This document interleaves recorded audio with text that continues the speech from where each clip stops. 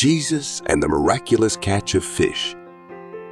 Afterward, Jesus appeared again to his disciples by the Sea of Galilee. It happened this way. Simon Peter, Thomas, also known as Didymus, Nathanael from Cana in Galilee, the sons of Zebedee, and 2 other disciples were together.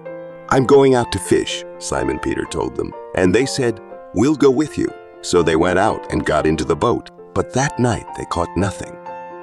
Early in the morning, Jesus stood on the shore, but the disciples did not realize that it was Jesus. He called out to them, "Friends, haven't you any fish?" "No," they answered. He said, "Throw your net on the right side of the boat, and you will find some." When they did, they were unable to haul the net in because of the large number of fish. Then the disciple whom Jesus loved said to Peter, "It is the Lord." As soon as Simon Peter heard him say, "It is the Lord," he wrapped his outer garment around him, for he had taken it off, and jumped into the water. The other disciples followed in the boat, towing the net full of fish, for they were not far from shore, about 100 yards. When they landed, they saw a fire of burning coals there with fish on it and some bread. Jesus said to them, "Bring some of the fish you have just caught." So Simon Peter climbed back into the boat and dragged the net ashore. It was full of large fish, 153, but even with so many, the net was not torn. Jesus said to them, "Come and have breakfast." None of the disciples dared ask him, "Who are you?" They knew it was the Lord. Jesus came, took the bread and gave it to them, and did the same with the fish. This was now the 3rd time Jesus appeared to his disciples after he was raised from the dead. When they had finished eating, Jesus said to Simon Peter, "Simon, son of John, do you love me more than these?" "Yes, Lord," he said, "you know that I love you." Jesus said, "Feed my lambs." Again Jesus said, "Simon, son of John, do you love me?" He answered, "Yes, Lord, you know that I love you." Jesus said, "Take care of my sheep."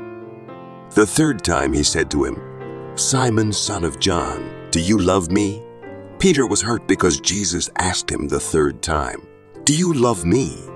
He said, "Lord, you know all things. You know that I love you." Jesus said, "Feed my sheep. Very truly, I tell you, when you were younger, you dressed yourself and went where you wanted. But when you are old, you will stretch out your hands, and someone else will dress you and lead you where you do not want to go." Jesus said this to indicate the kind of death by which Peter would glorify God. Then he said to him, "Follow me." Peter turned and saw that the disciple whom Jesus loved was following them. When Peter saw him, he asked, "Lord, what about him?"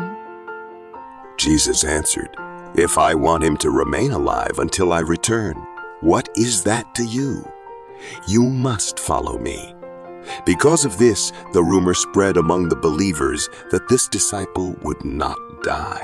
But Jesus did not say that he would not die. He only said, "If I want him to remain alive until I return, what is that to you?" This is the disciple who testifies to these things and who wrote them down. We know that his testimony is true. Jesus did many other things as well.